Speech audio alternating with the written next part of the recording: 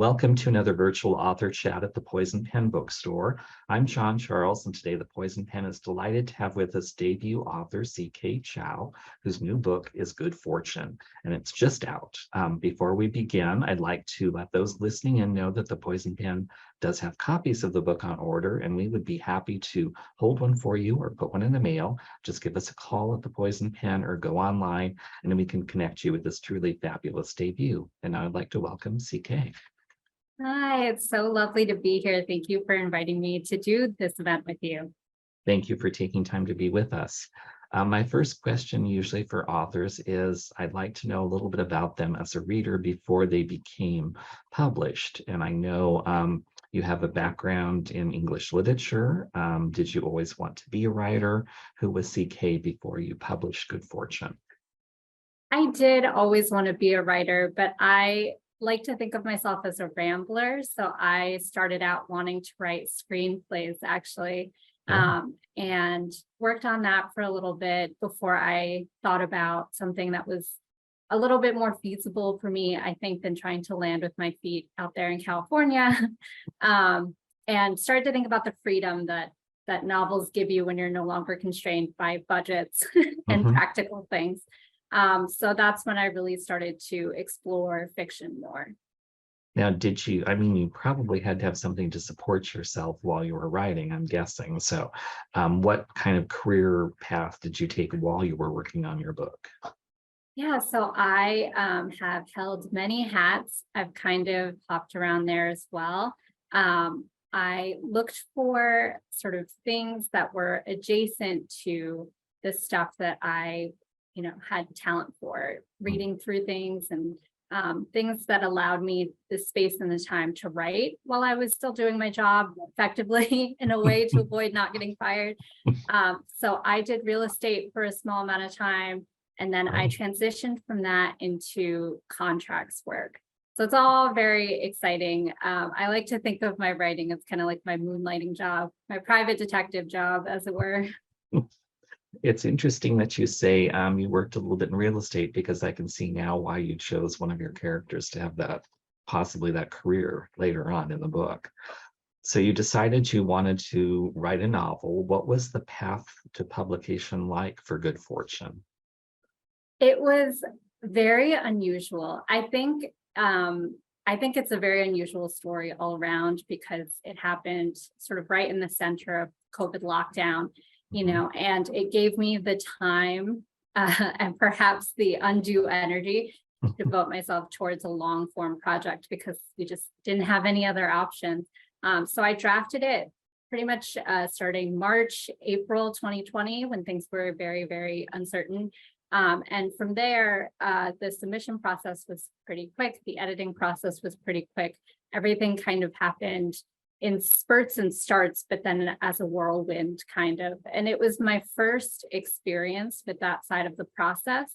So I just saw where things took me and tried to react in what I felt was reasonable timeframes and asking questions. But it felt very much like there were always these little surprises along the way, which was fun. It's interesting. And for many authors, getting a book published doesn't take that quick a trajectory. It can be up and down, but for you, it's interesting it did that. Timing is everything, I guess they say in publishing life. What would you like to tell us about Good Fortune? So I would say Good Fortune is, it's about a bunch of different stories. It's about a community trying to hold on to its sense of itself when things around it are changing. It's about being a young woman growing up and trying to find herself and figure out who she is and what she stands for. It's about New York City. And it's about a love story about finding someone who challenges you in a way to be a better person and how you can grow from that. And lest anyone who's not familiar with the book might not realize, it's also kind of your homage to Pride and Prejudice. Is that correct? Yes, it's a retelling. It's a modernized retelling. Did you always want to do kind of your take on that story, or did that just come organically like your book itself? It was kind of connected. So during the pandemic, I returned to a lot of comfort reads, as I'm Um, sure many people did. And Pride and Prejudice was that read for me. And I've read that book many, many times. But every time you go back to a book that you know, you think about new things or you find new things about it to puzzle over. And when I was reading it, I was thinking about how much many of the concerns she's writing about felt modern to me in terms of money concerns, and how attached she feels to her neighborhood and her community, but also how constrained she feels by it in a way that felt really realistic to me as someone who kind of bounced around different places, went to different schools. Every suburb has that place where you love to be there and you hate to be there at the same time. But if you hadn't been there, you would be a completely different person. And I think she carries all of those themes through her book in a way that still resonates with all of us. And then on top of that, I think the dynamics between the characters really rang true to me as somebody who comes from a fairly large family. And I thought, this could really transplant itself into the modern concerns of our time, gentrification, and it can still be funny and fun. it is, yeah, it's definitely got its moments. Um, can you talk a little bit about the importance of place in both Pride and Prejudice in your novel? Because you'd written something that I thought was rather interesting. You had wrote, Austen's representation of space is highly personal. Character is wedded to geography from the start. Can you expand on that? Yeah, so it's one of my, I guess, pet themes of interest, and it shows up in the book in Good Fortune as well. I think one of the things that I find very interesting about characters as a writer and as a person is that you're never the same person from place to place, from person to person that you meet. The person that you are when you're cooking Thanksgiving dinner with your family is not how you show up in a board meeting, and it's not how you show up when you're with your friends at a bar on Friday. But those are all fundamentally still you and pieces of you. And when I was reading Pride and Prejudice, I think one of the things that always sticks out to me is, there's very little travel in the book that when it happens, she calls your attention to it. And that travel is what allows them to grow and change. To be a little bit cliche, people always talk about travel expanding your horizons. And I think that's true. On a broader cultural sense, but also just when you meet new people, you revisit who you think you are every time. How am I going to introduce myself? Like on something like this, how am I going to introduce myself at a coffee shop if someone wants to borrow a napkin or make conversation? And you have a new opportunity every time to reinvent yourself, especially if it's someone you've never met or spoken to before. That's true. I may have gotten the details wrong, and if I do, correct me, but Elizabeth definitely sees Darcy in a different light when she goes to Pennsylvania, is it? And she's with, Yes. yeah. Yes. It's so in the original book, they kind of go to a mutual friend's house. In Pride and Prejudice, she goes to Charlotte's estate. And that's when things really start to come off the wagon and get a little bit bumpy. And I thought in my book, when they travel out of state and the posturing of how closely she feels tied to New York City gets a little bit looser. How can she behave when she's no longer around the people that she's always around, the friend group or her family, or when she feels like she has to manage all these people?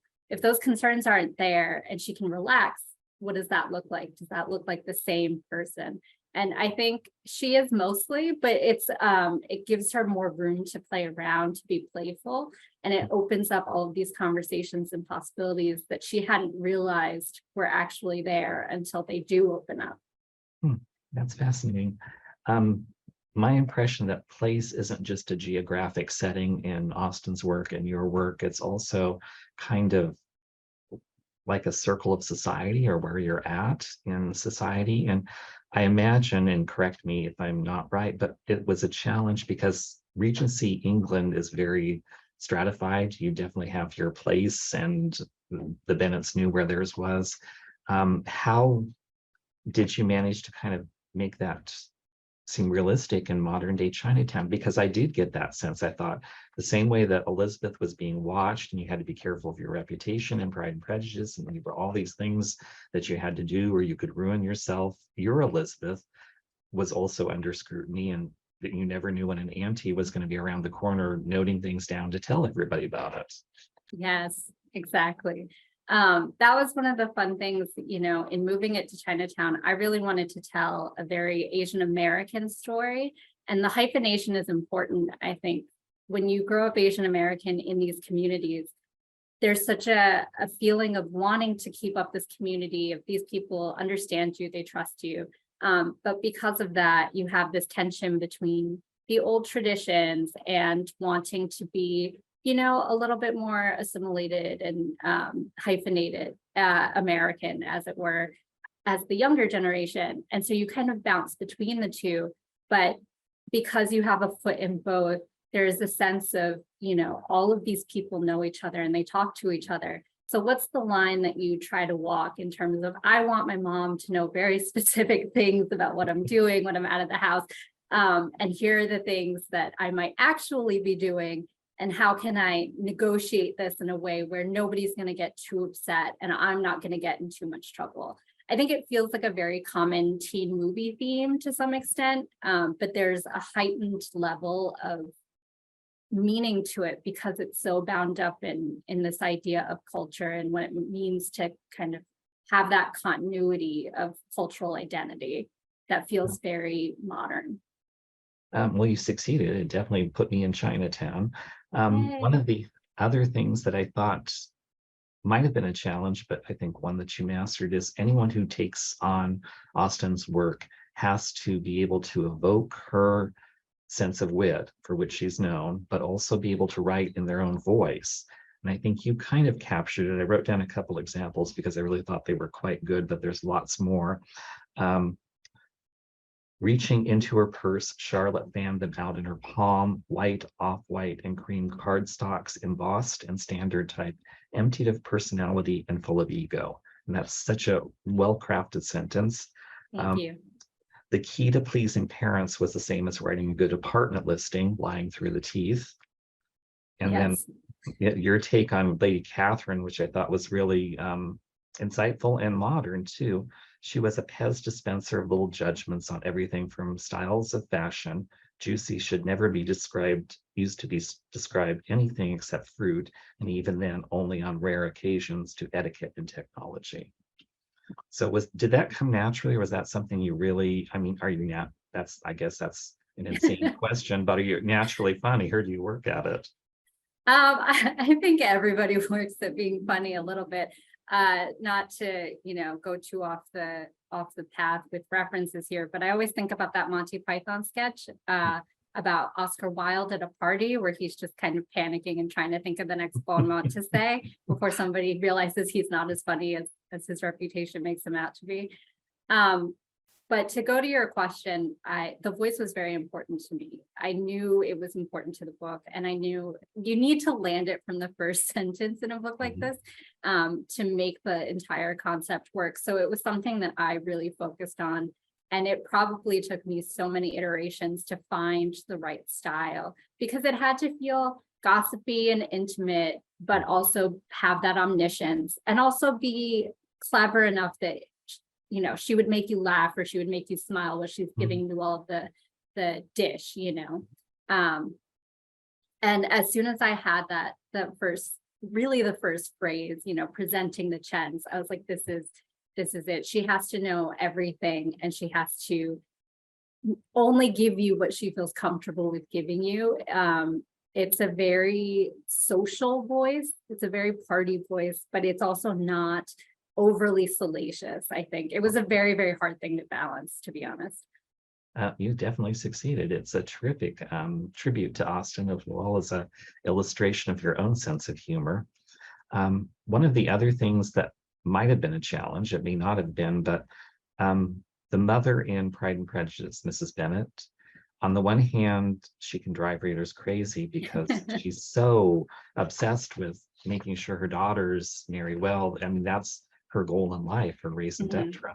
How do you translate that to the 21st century? Well, you did that with a mother who just wants what's best for her daughters, just like Elizabeth's mother did.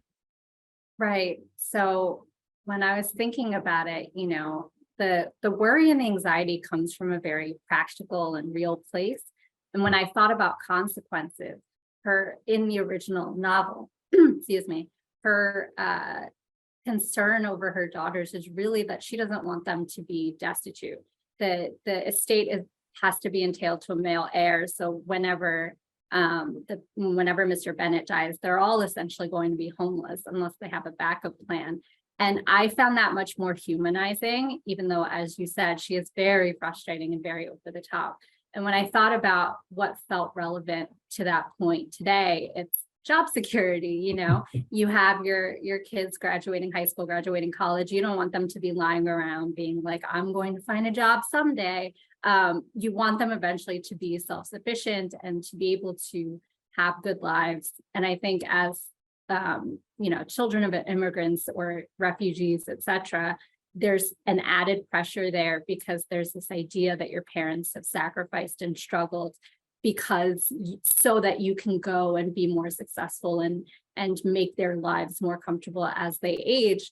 And Mrs. Bennett in my novel, I think she sees her daughters as being very, very cavalier about it. They're 16, 17, and she wants them to be thinking about med school, law school, things that are proven. And the main tension between her and Elizabeth is what I think is, can be a very American concern of like, well, I am entitled to find my own life in my own way. And these are the things I want to be doing. I want to be working in politics, or I want to be working in photography, these things that are very, very uncertain.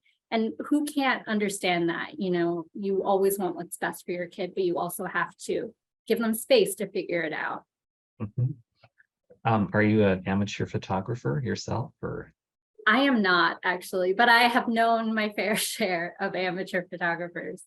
Well, it's really kind of, again, a very clever way it allows your Elizabeth to see people and things in a different light, because as a photographer, you're framing the subject.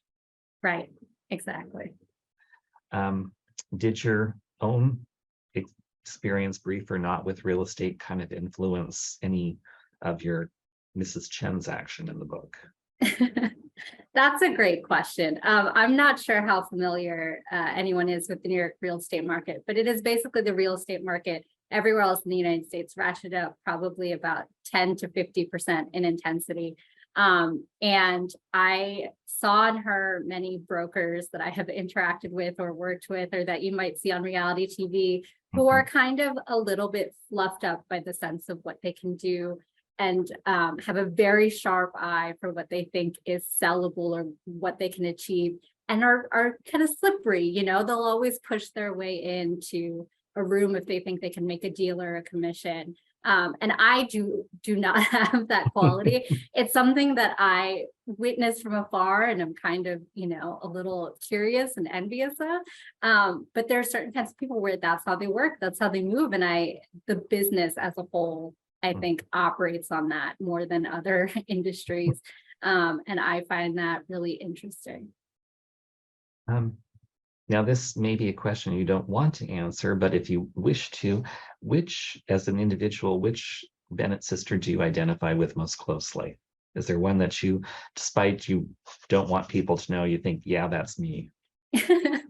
I think, every person who handles this story in their heart wants to say Elizabeth because she's so clever and fun. But I worry, or I secretly think that I have a touch of Kitty about me, especially as a teenager. She's just very, she's a people pleaser. She really likes to just want to know that she's doing the right thing, and she's maybe a little bit over eager and emotional, revealing perhaps a little bit too much of myself on here, but I find her very charming, and I think it's a very young feeling concern, and I really like that about her.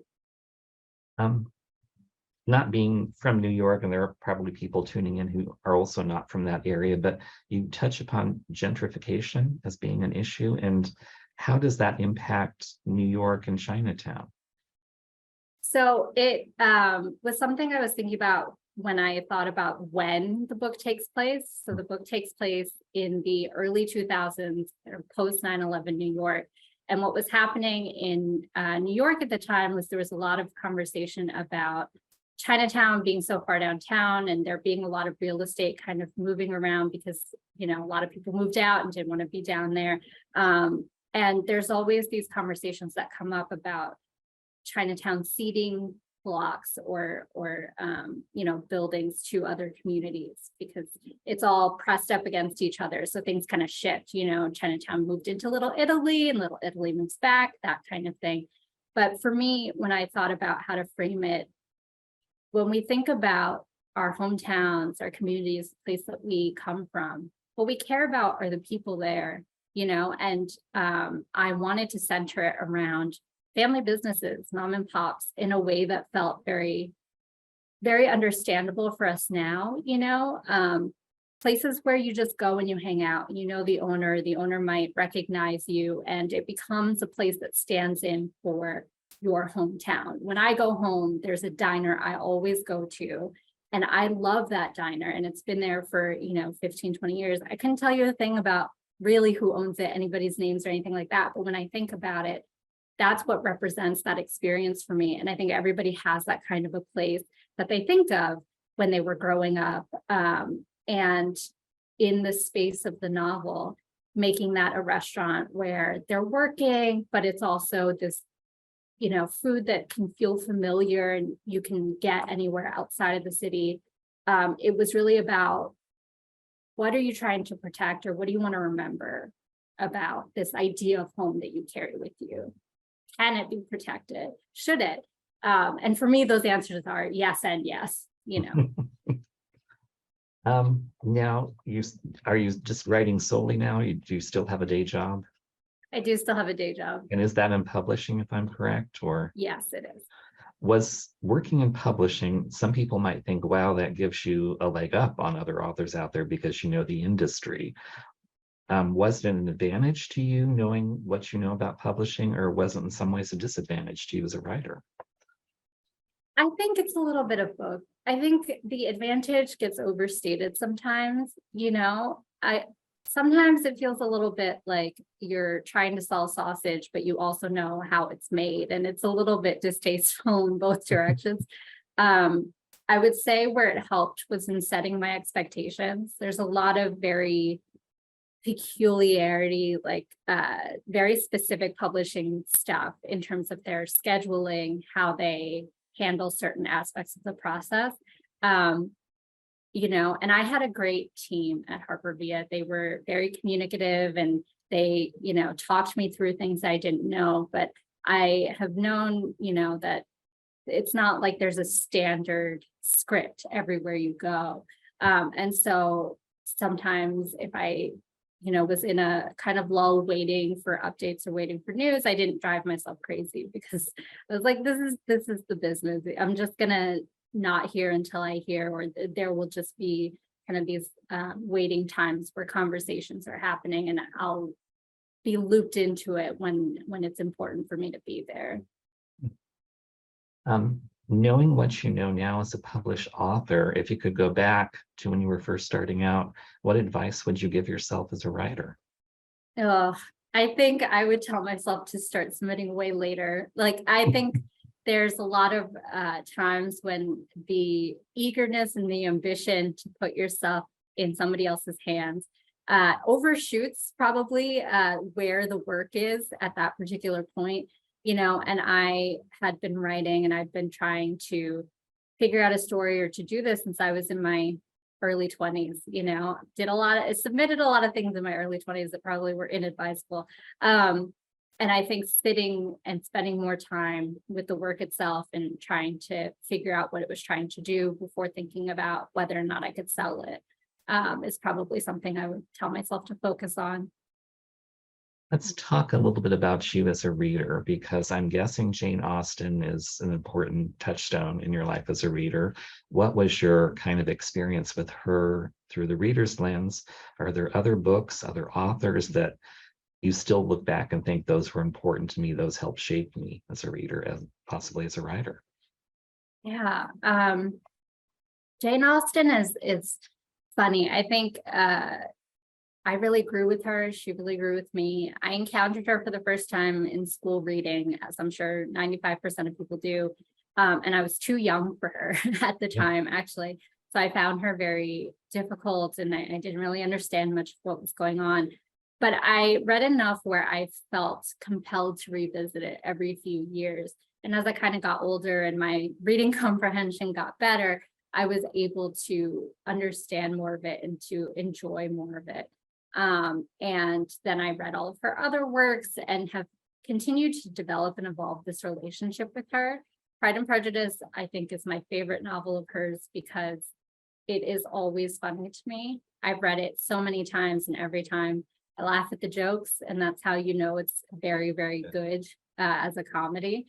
Um, and I find something new in it every time. I think there's such economy in the way that she, writes and presents these plots. And I also think she's very, very smart about kind of personal politics, people learning how to be in the world in terms of money, in terms of relationships, that I think are really ahead of her time, in a manner of speaking. And there's always something to pull from that. But as a reader, I think you can learn everything. You can learn anything from anything that you pick up. There's certain writers that I have a deep appreciation for, that I come back to again and again because I think they really made a strong impression on me. Zadie Smith is one of those writers. I'm really excited for the new book that she has coming out. Yeah. But she's just got an incredible sense of voice, very stylized, but very graceful about it. Nimble, I think. The way that she lets plots kind of emerge out of character, and the way that she makes every character sound so different and tied to a place is something that I am really impressed by and always want to learn from.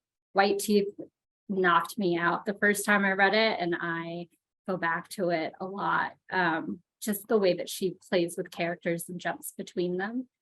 I'm a big fan of kind of spare prose, I should say. So I look to, Raymond Carver is someone whose language I really admire.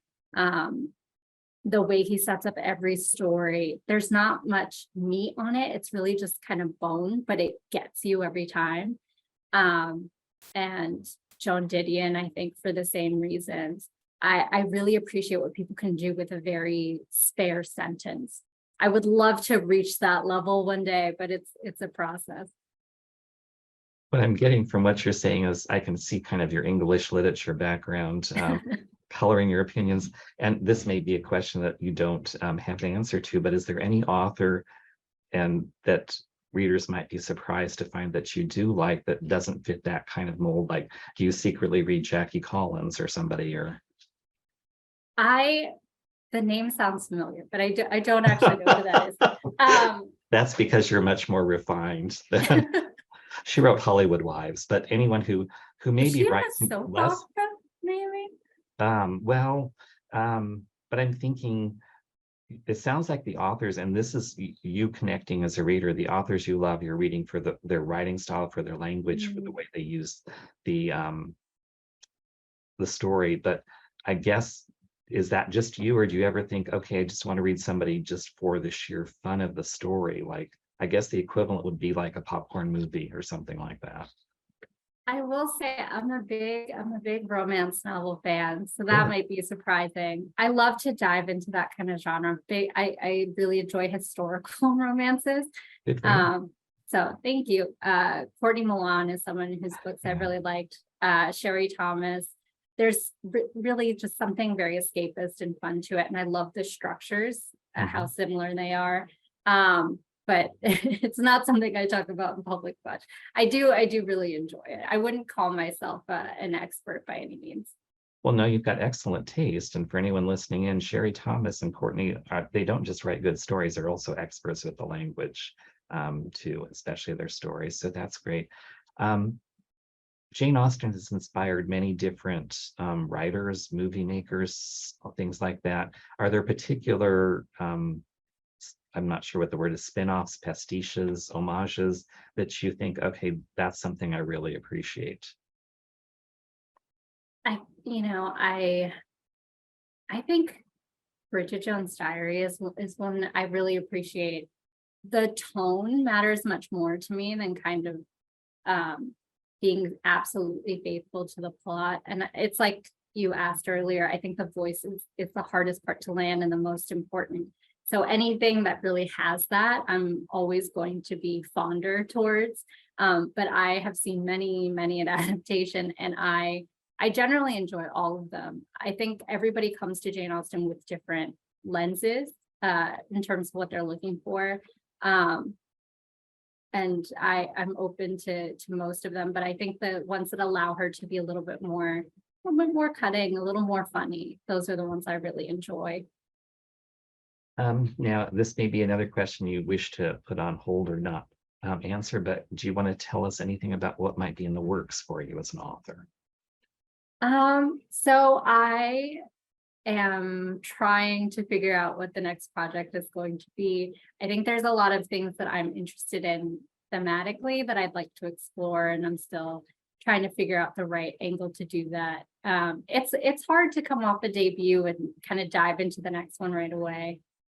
It is, and I think one of the other challenges for authors is there's been this expectation that every author is the same and that you write a book every 6 months, and some authors work that way. Other authors, it might be a year or 2 years, or they can't control the time frame. It's just when the story comes.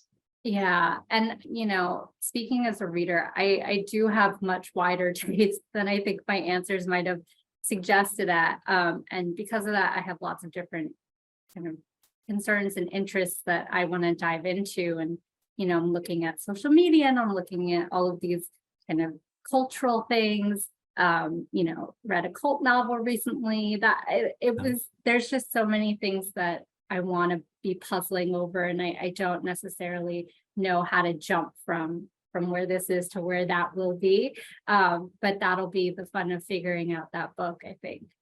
that is both the fun and the challenge because I'm guessing that you don't necessarily want to be um, put into the corner of just being a Jane Austen knockoff writer. You have other things that you want to explore literary. Right. How can readers learn more about you and your works? Are you on social media?